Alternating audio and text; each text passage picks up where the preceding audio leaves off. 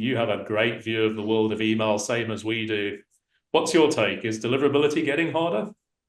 It very much is. Well, there's a little bit of an asterisk there that if you were really adhering very tightly, very closely to best practices, you've probably noticed less of a bump in the road. I think what we're seeing, especially with the Google and Yahoo requirements now being fairly mature, right? They were announced in October 2023, that they're closing loopholes. They're narrowing the gap there, the runway. And there are a lot of senders who were doing things that were okay or edge case a few years ago that are no longer getting to the inbox reliably today. And I think that's just because Yahoo, Gmail, others are being more clear about their requirements, specifically taking stuff that was understood to be best practices and now documenting it as written requirements that you can Mm. actually link to and say that you actually have to send wanted mail. Here is more definition of that criteria for what constitutes wanted engaging mail. So I kind of like it because it's a lot of